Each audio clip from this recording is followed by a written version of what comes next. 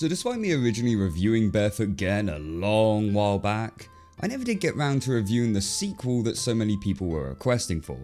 I think part of that was because the first film was just such a challenging watch to say the least. So when people were telling me, oh hey, you gotta check out the sequel, it's just as dark, if not darker, I was just like, nah, I'm good.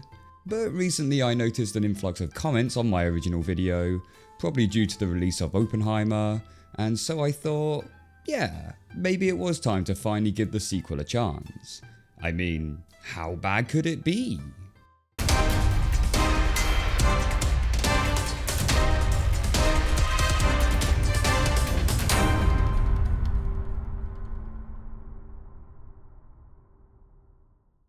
Oh, and this video will contain spoilers from the first film, plus some spoilers for this one, but I'll keep the spoilers from this one towards the end. Alright, let's go. Barefoot Gen 2 was released in 1986 and takes place 3 years after the events in the first film. And interestingly enough, Barefoot Gen 2 was actually released 3 years after Barefoot Gen. The film was produced by Gen Productions and features a lot of the voice cast from the first film, but is now being directed by Toshio Harada. The film opens up with a quick recap of the bombing from the previous film,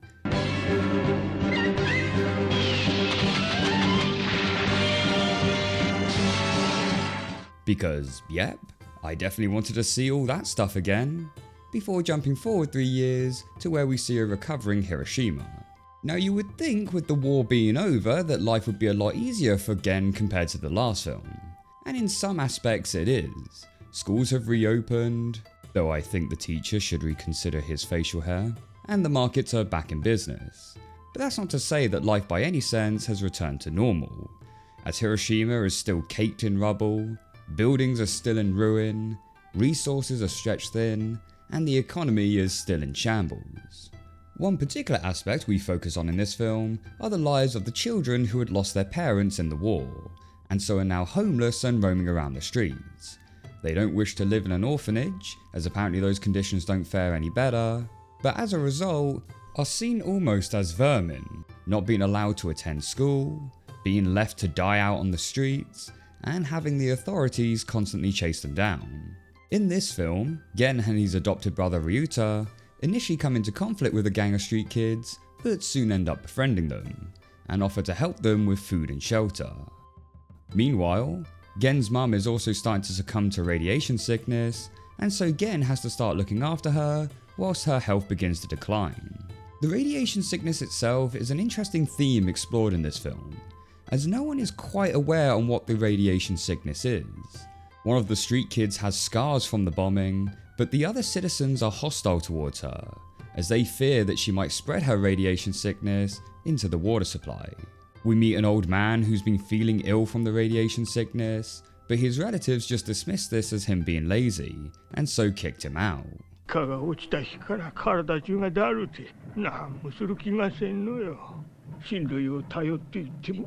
Man, brutal. Even doctors aren't too sure what is going on, only knowing that it appears to be killing people off. Gen is trying desperately to get hold of some penicillin on the black market, as he's told this will cure his mum of her radiation sickness. And hey, penicillin may be one heck of a drug. I mean, I wouldn't know, I'm allergic to it. But a cure to radiation sickness? It is not. One thing I do like about this film is how it shows Gen's growth as a character. I mean, not physically, as I'll admit that his redesign here looks a little jarring compared to the first film, but more so mentally. He has now adopted a more mature, father-like approach, telling Ryuta to stay off the cigarettes, and carrying his mum around when she begins to fall ill. One particular moment in the film I like is when we see Gen is carrying his mum, and he's acting all cheery and optimistic, singing along as he carries her, but then we get a close-up to his face, and we see that he actually wears an expression of fear, not only showing he's wise enough to know the severity of his mother's condition, but is also trying to be strong enough as to not let the others know that he feels that.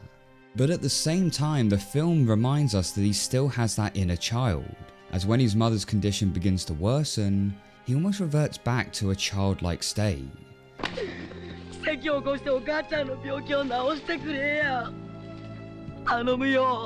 which you could argue is inconsistent character growth, but I'd actually say it's a pretty accurate behavioural trait. Gen also extends his more caring side to other people around him, showing compassion for the elderly man who has given up on all hope, helping the street kids build a new home, and helping a scarred girl get over her insecurities. Though, granted, it is a little bit of a weird scene.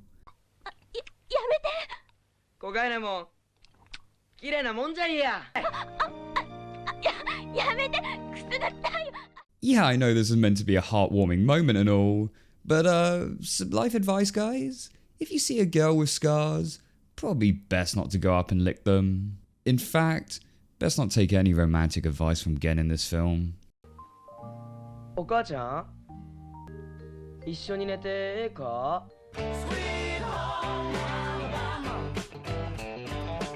Sorry, that was a little bit of a tonal shift there.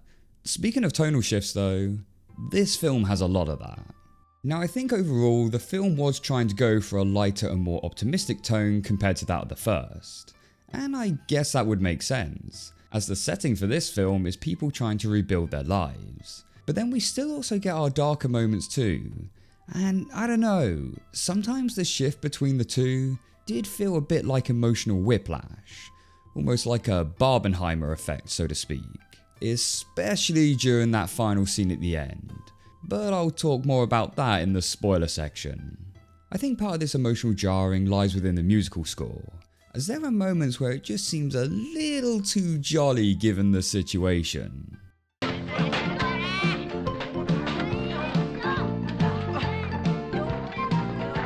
Though it's worth noting, I do think the musical score during the more emotional and somber moments still absolutely nails it.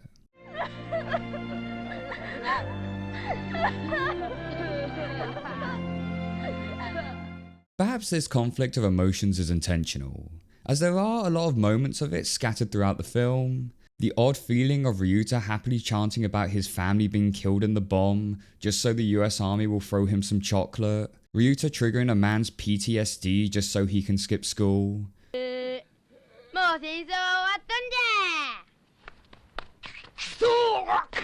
And even just the songs the kids are singing, sounding all jolly and heartwarming, until you realise it's about poverty and having diarrhea.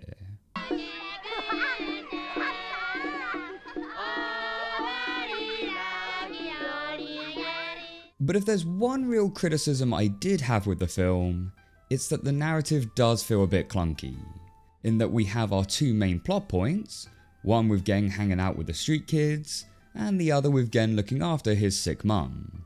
The problem is that these two plots seem to be in conflict with each other. On one hand, we're getting told that Gen's mother is getting increasingly sick, and so Gen is needing to look after her, but then on the other, he's not with her for a good portion of the film, and is instead helping out the street kids. There is one moment in the film where his mum's health takes a sharp decline, but then she's not seen again for a good 30 minutes afterwards. The whole point of her forcing herself to keep working is so Gen and Ryuta can attend school, but aside from right at the beginning, we never see them attend school again. So it's almost like the two plots are separate from one another, and I think there could have been a key way to resolve this, with a certain incident that occurs halfway through the film. And for that, I'm gonna have to now get into spoilers, so if you don't want the film to be spoiled, click away now. So around a third of the way into the film, the mum's sickness is getting worse, but Gen and Ryuta manage to require some beef, in which they hope will bring her back to full strength. Now for those of you who remember, this scene is playing out identical to the tragic scene in the first film. Gen and Ryuta finally manage to get hold of some much needed nutrition, they run back celebrating, only to be met with silence and the reveal of a tragic death. So I was watching this scene play out, and I was thinking, oh shit, here we go again. They'll get home, all happy and jolly, only to find that their mum has passed away. But she hasn't, and I was a weird mixed feeling of relief, but also disappointment. Man, I sound like an awful person. And after finishing the film, it did really feel like she should have died here, as after this moment, we don't see her on screen for the next 30 minutes, as the focus of the film is now on Gen working with the street kids. so the whole mum story just seems to take a bit of a backseat. Now she does eventually pass away, and I'm not gonna lie, it is an absolute gut-wrencher. Gen getting told by the doctor that she only has 4 months to live, watching him begin to break down because of it, seeing her condition get worse and worse as we know the inevitable is coming, and that remark Gen makes as he's carrying her ashes. お母ちゃん、軽なってしもたの。 Man, that hits hard. ほんまに。 And then in the final scene, Gen now has a choice. Choose to wallow in self-pity, or listen to the wise words of his father, and keep on going. Gen chooses that he'll keep on going, and though it is admirable, it does come across as quite rushed, almost like he's in denial. I think the film's narrative would have played out better both from a story and a character perspective if she had died at the halfway point, but also had the film focus much more on Gen and his mother in the first half, so we get that proper build up to her death, and then you can bring in the street kids plotline for the second half. As with Gen and Ryuta now being classed as orphans, they would get kicked out from the school and naturally start integrating more with the street kids. This could have also served as a character growth moment for Gen, who initially may have given up on hope and ambition after her death, but then he could meet with the street kids who have also lost everything, plus the elderly man who has given up on life, and this could be the realization Gen needs that he must keep on going. So he now dedicates himself to helping the street kids and offering them his old home as a shelter. Perhaps Masa, the leader of the street kids, would then die towards the end of the film, and it would now be Gen who takes hold of the reins to guide the street kids, not only giving him a full character arc, but showing it at a much more gradual pace, rather than, "Oh man, I'm so super sad my mum is now dead. Hey guys, want a race?" Now the balance of humour and grim tone is a tricky one. On one hand, you can argue that such a tragic event should never be made with comedic elements, and on the other, you can argue that comedy can have its place anywhere, and even help address the issue of such a taboo subject. There's a quote from a writer and reporter, Ramurata, who describes his experience of watching Barefoot Gen 2. Quote, "It's a very sad story, but it's not all dark. Because of the style of the work, characters would often have comical expressions, making me laugh. This funny thing is also troubling. Barefoot Gen has a strong aura that says you shouldn't be amused with it. I went to university in Kyushu, but I made friends there that were from Hiroshima. One day, when I showed him Barefoot Gen, he burst into anger. He told me, 'Don't make fun of a nuclear bomb.' People have different views on the atomic bomb, depending on the year they were born and the region of Japan they live in. Barefoot Gen is a rare work that looks directly at the topic, but is still a manga. I think you can enjoy reading it. Please do laugh at the scene where Gen and the others beat each other on the bottom to get used to torture." So what are my final thoughts on Barefoot Gen 2? The film does have a lot going for it. It's interesting to see a film which focuses on the aftermath of the war and how people were trying to piece their lives back together. Though I would say the pacing does feel a bit slow in places. The new characters introduced are fine, not bad by any means, likeable enough, but don't really stand out. The animation has stepped up a bit from the first film, with backgrounds now having more detail, and some of the running animations are looking really nice. But I did take a while to get used to Gen's redesign from the first. Overall, I would say Barefoot Gen 2 does feel like a bit of a step down from the first. Not that it's bad by any means, but the first just felt a lot more impactful. The iconic bomb dropping scene where everything is flipped on its head, Gen suddenly losing most of his family, their home being destroyed, and now having to survive in this nuclear wasteland. It was just on a much grander scale. This film feels a bit more subdued, offering a slice of life story rather than a giant spectacle. And that's fine.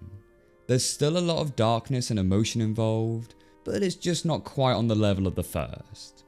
So I wouldn't say that Barefoot Gen 2 is a must watch, but definitely can be worth a watch. As far as I'm aware, Barefoot Gen 2 never received an English dub, so if you do want to watch it, Japanese dub with subtitles is your only option. But that's the way I would recommend people to watch it anyway. But if you do struggle, or just don't like the idea of reading subtitles, then you may be out of luck. But until the next one guys, take care.